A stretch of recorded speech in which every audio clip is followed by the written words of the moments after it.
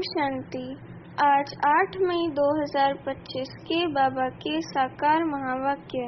बाबा कहते, मीठे बच्चे, तेही अभिमानी बन, बाप को याद करो तो याद का बल जमा होगा।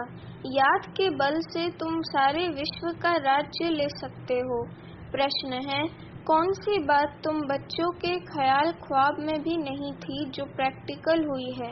उत्तर है, तुम्हारे ख्याल ख्वाब में भी नहीं था कि हम भगवान से राजयोग सीखकर विश्व के मालिक बनेंगे, राजाई के लिए पढ़ाई पढ़ेंगे। अभी तुम्हें अथाह खुशी है कि सर्वशक्तिमान बाप से बल लेकर हम सतयुगी स्वराज्य अधिकारी बनते हैं। बाबा कहते, ओम शांति। यहाँ बच्चियाँ बैठती हैं प्रैक्टिस के लिए। वास्तव में यहाँ संदली पर बैठना उनको चाहिए जो देही अभिमानी बन बाप की याद में बैठें। अगर याद में नहीं बैठेंगी तो वे टीचर कहला नहीं सकती। याद में शक्ति रहती है, ज्ञान में शक्ति नहीं है। इसको कहा ही जाता है याद का बल। योग बल सन्यासियों का अक्षर है। बाप डिफिकल्ट अक्षर काम में नहीं लाते। बाप कहते हैं, बच्चों, अब बाप को याद करो। जैसे छोटे बच्चे माँ बाप को याद करते हैं ना, वे तो देहधारी हैं। तुम बच्चे हो विचित्र। ये चित्र यहाँ तुमको मिलता है। तुम रहने वाले विचित्र देश के हो। वहाँ चित्र नहीं रहता, वहाँ शरीर नहीं रहता। पहले ये पक्का करना है, हम तो आत्मा है। इसलिए बाप कहते हैं, बच्चे, देही अभिमानी बनो, अपने को आत्मा निश्चय करो। तुम निर्वाण देश से आए हो, वे तुम सभी आत्माओं का घर है।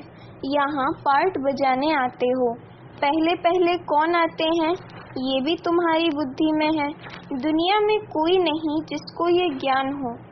अब बाप कहते हैं, शास्त्र आदि जो कुछ पढ़ते हो उन सबको भूल जाओ। श्री कृष्ण की महिमा, फलाने की महिमा कितनी करते हैं, गांधी की भी कितनी महिमा करते हैं, जैसे कि वे राम राज्य स्थापन करके गए हैं। परंतु शिव भगवानुवाच आदि सनातन देवी राजा रानी के राज्य का जो कायदा था, बाप ने राजयोग सिखाकर राजा रानी बनाया। उस ईश्वरीय रस्म रिवाज को भी तोड़ डाला। बोला, राजाई नहीं चाहिए, हमको प्रजा का प्रजा पर राज्य चाहिए। अब उसकी क्या हालत हुई? दुख ही दुख, लड़ते झगड़ते रहते हैं। अनेक मतें हो गई हैं। अभी तुम बच्चे श्रीमत पर राज्य लेते हो। इतनी तुम्हारे में ताकत रहती है जो वहाँ लश्कर आदि होता नहीं। डर की कोई बात नहीं। इन लक्ष्मी नारायण का राज्य था, अद्वैत राज्य था। दो थे ही नहीं जो ताली बजे, उसको कहा ही जाता है अद्वैत राज्य। तुम बच्चों को बाप देवता बनाते हैं, फिर द्वैत से दैत्य बन जाते हैं रावण द्वारा। अभी तुम बच्चे जानते हो, हम भारतवासी सारे विश्व के मालिक थे। तुमको विश्व का राज्य सिर्फ याद बल से मिलता है। अब फिर मिल रहा है, कल्प कल्प मिलता है, सिर्फ याद के बल से। पढ़ाई में भी बल है। जैसे बैरिस्टर बनते हैं तो बल है ना, वे है पाई पैसे का बल। तुम योग बल से विश्व पर राज्य करते हो। सर्वशक्तिमान बाप से बल मिलता है। तुम कहते हो, बाबा, हम कल्प कल्प आपसे सतयुग का स्वराज्य लेते हैं, फिर गवाते हैं, फिर लेते हैं। तुमको पूरा ज्ञान मिला है। अभी हम श्रीमत पर श्रेष्ठ विश्व का राज्य लेते हैं। विश्व भी श्रेष्ठ बन जाता है। ये रचता और रचना का ज्ञान तुमको अभी है। इन लक्ष्मी नारायण को भी ज्ञान नहीं होगा कि हमने राजाई कैसे ली। यहाँ तुम पढ़ते हो, फिर जाकर राजाई करते हो। कोई अच्छे धनवान के घर में जन्म लेते हैं तो कहा जाता है ना, इसने आगे जन्म में अच्छा कर्म किया है, दान पुण्य किया है। जैसा कर्म ऐसा जन्म मिलता है। अभी तो ये है ही रावण राज्य। यहाँ जो भी कर्म करते हैं वे विकर्म होता है। सीढ़ी उतरनी ही है। सबसे बड़े ऊंच से ऊंच देवी देवता धर्म वालों को भी सीढ़ी उतरनी है। सतो रजो तमो में आना है। हर एक चीज नई से फिर पुरानी होती है। तो अभी तुम बच्चों को अथाह खुशी होनी चाहिए। तुम्हारे ख्याल ख्वाब संकल्प स्वप्न में भी नहीं था कि हम विश्व के मालिक बनते हैं। भारतवासी जानते हैं कि इन लक्ष्मी नारायण का सारे विश्व पर राज्य था। पूज्य थे सो फिर पुजारी बने हैं। गाया भी जाता है आपे ही पूज्य आपे ही पुजारी। अब तुम्हारी बुद्धि में ये होना चाहिए। ये नाटक तो बड़ा वंडरफुल है। कैसे हम 84 जन्म लेते हैं उनको कोई नहीं जानते। शास्त्रों में 84 लाख जन्म लगा देते हैं। बाप कहते हैं ये सब भक्ति मार्ग के गपोड़े हैं। रावण राज्य है ना, राम राज्य और रावण राज्य कैसे होता है ये तुम बच्चों के सिवाय और कोई की बुद्धि में नहीं है। रावण को हर वर्ष जलाते हैं तो दुश्मन है ना, 5 विकार मनुष्य के दुश्मन हैं। रावण है कौन, क्यों जलाते हैं, कोई भी नहीं जानते। जो अपने को संगम योगी समझते हैं उनकी स्मृति में रहता है कि अभी हम पुरुषोत्तम बन रहे हैं। भगवान हमको राजयोग सिखलाकर नर से नारायण, भ्रष्टाचारी से श्रेष्ठाचारी बनाते हैं। तुम बच्चे जानते हो हमको ऊंच से ऊंच निराकार भगवान पढ़ाते हैं। कितनी अथाह खुशी होनी चाहिए। स्कूल में स्टूडेंट की बुद्धि में रहता है ना हम स्टूडेंट हैं, वह तो है कॉमन टीचर पढ़ाने वाला। यहाँ तो तुमको भगवान पढ़ाते हैं। जब पढ़ाई से इतना ऊंच पद मिलता है तो कितना अच्छा पढ़ना चाहिए। है बहुत इजी, सिर्फ सवेरे आधा पौना घंटा पढ़ना है। सारे दिन धंधे आदि में याद भूल जाती है, इसलिए यहाँ सवेरे आकर याद में बैठते हैं। कहा जाता है बाबा को बहुत प्रेम से याद करो। बाबा आप हमको पढ़ाने आए हैं। अभी हमको पता पड़ा है कि आप 5000 वर्ष बाद आकर पढ़ाते हैं। बाप के पास बच्चे आते हैं तो बाबा पूछते हैं आगे कब मिले हो। ऐसा प्रश्न कोई भी साधु सन्यासी आदि कभी पूछ ना सके। वहाँ तो सत्संग में जो चाहे जाकर बैठते हैं। बहुतों को देखकर सब अंदर घुस जाते हैं। तुम भी अभी समझते हो हम गीता रामायण आदि कितनी खुशी से जाकर सुनते थे। समझते तो कुछ नहीं थे। वह सब भक्ति की ही खुशी है। बहुत खुशी में नाचते रहते हैं, परंतु फिर नीचे उतरते आते हैं। किस्म किस्म के हठयोग आदि करते हैं। तंदुरुस्ती के लिए ही सब करते हैं। तो बाप समझाते हैं ये सब है भक्ति मार्ग की रस्म रिवाज। रचता और रचना को कोई भी नहीं जानते तो बाकी रहा ही क्या। रचता रचना को जानने से तुम क्या बनते हो और ना जानने से तुम क्या बन पड़ते हो। तुम जानने से सॉल्वेंट बनते हो, ना जानने से वही भारतवासी इनसॉल्वेंट बन पड़े हैं। गपोड़े मारते रहते हैं। क्या क्या दुनिया में होता रहता है। कितने पैसे सोना आदि लूटते हैं। अब तुम बच्चे जानते हो वहाँ तो हम सोने के महल बनाएंगे। बैरिस्ट्री आदि पढ़ते हैं तो अंदर में रहता है ना हम ये इम्तिहान पास कर फिर ये करेंगे, घर बनाएंगे। तुमको क्यों नहीं बुद्धि में आता है हम स्वर्ग का प्रिंस प्रिंसेस बनने के लिए पढ़ रहे हैं। खुशी कितनी रहनी चाहिए, परंतु बाहर जाने से ही खुशी गुम हो जाती है। छोटी छोटी बच्चियां इस ज्ञान में लग जाती हैं। संबंधी कुछ भी समझते नहीं, कह देते जादू है, कहते हैं हम पढ़ने नहीं देंगे। इस हालात में जब तक सगीर हैं तो माँ बाप का कहना मानना पड़े। हम ले नहीं सकते। बहुत खिटपिट हो पड़ती है। शुरू में कितनी खिटपिट हुई। बच्ची कहे हम 18 वर्ष की हैं, बाप कहे नहीं 16 वर्ष की है, सगीर है। झगड़ा कर पकड़ ले जाते थे। सगीर माना ही बाप के हुक्म में चलना है। बालिग है फिर जो चाहे सो करे। कायदे भी है ना। बाबा कहते तुम जब बाप के पास आते हो तो कायदा है अपने अलौकिक बाप का सर्टिफिकेट चिट्ठी लेकर आओ। फिर मैनर्स भी देखने होते हैं। मैनर्स ठीक नहीं है तो वापस जाना पड़ेगा। खेल में भी ऐसे होता है। ठीक नहीं खेलते तो उनको कहेंगे बाहर जाओ, आबरू इज्जत गवाते हो। अभी तुम बच्चे जानते हो हम युद्ध के मैदान में हैं।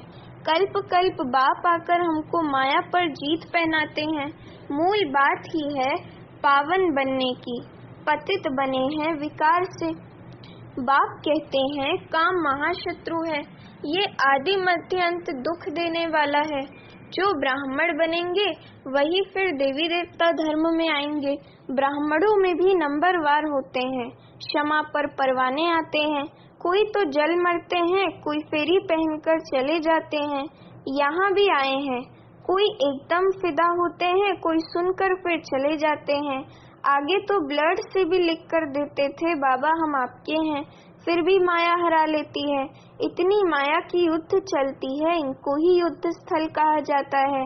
ये भी तुम समझते हो, परमपिता परमात्मा ब्रह्मा द्वारा सभी वेदों शास्त्रों का सार समझाते हैं। चित्र तो ढेर बना दिए हैं ना। नारद का भी मिसाल इस समय का है। सब कहते हैं हम लक्ष्मी अथवा नारायण बनेंगे। बाप कहते हैं अपने अंदर में देखो, हम लायक हैं, हमारे में कोई विकार तो नहीं है। नारद भक्त तो सब है ना। ये एक मिसाल लिखा है। भक्ति वाले कहते हैं हम श्री लक्ष्मी को वर सकते हैं। बाप कहते हैं कि नहीं, जब ज्ञान सुने तब सदगति को पा सके। मैं पतित पावन ही सबकी सदगति करने वाला हूँ। अभी तुम समझते हो बाप हमको रावण राज्य से लिबरेट कर रहे हैं। वह है जिस्मानी यात्रा।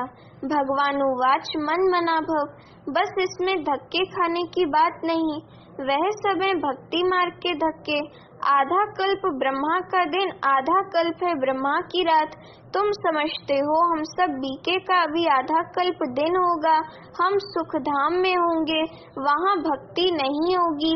अभी तुम बच्चे जानते हो हम सबसे साहूकार बनते हैं, तो कितनी खुशी होनी चाहिए।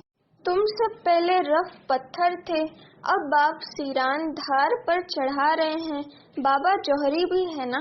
ड्रामा अनुसार बाबा ने रथ भी अनुभवी लिया है। गायन भी है गांव का छोरा। श्री कृष्ण गांव का छोरा कैसे हो सकता है? वे तो सतयुग में था, उनको तो झूलों में झुलाते हैं, ताज पहनाते हैं, फिर गांव का छोरा क्यों कहते? गांव के छोरे श्याम ठहरे, अभी सुंदर बनने आए हो। बाप ज्ञान की सिरान पर चढ़ाते हैं ना। ये सत का संग कल्प कल्प कल्प में एक ही बार मिलता है, बाकी सब है झूठ संग। इसलिए बाप कहते हैं हियर नो इविल, ऐसी बातें मत सुनो जहाँ हमारी और तुम्हारी ग्लानि करते हैं। जो कुमारियाँ ज्ञान में आती हैं वे तो कह सकती हैं कि हमारा बाप की प्रॉपर्टी में हिस्सा है, क्यों ना हम उनसे भारत की सेवा अर्थ सेंटर खोलूं। कन्यादान तो देना ही है, वे हिस्सा हमको दो तो हम सेंटर खोलें, बहुतों का कल्याण होगा। ऐसी युक्ति रचनी चाहिए। ये है तुम्हारी ईश्वरीय मिशन। तुम पत्थर बुद्धि को पारस बुद्धि बनाते हो। जो हमारे धर्म के होंगे वह आएंगे। एक ही घर में देवी देवता धर्म का फूल निकल आएगा, बाकी नहीं आएंगे। मेहनत लगती है ना। बाप सभी आत्माओं को पावन बनाकर सबको ले जाते हैं। इसलिए बाबा ने समझाया था संगम के चित्र पर ले जाओ। इस तरफ है कलयुग, उस तरफ है सतयुग। सतयुग में है देवताएं, कलयुग में है असुर। इसको कहा जाता है पुरुषोत्तम संगम युग। बाप ही पुरुषोत्तम बनाते हैं। जो पढ़ेंगे वे सतयुग में आएंगे, बाकी सब मुक्ति धाम में चले जाएंगे, फिर अपने अपने समय पर आएंगे। ये गोले का चित्र बड़ा अच्छा है।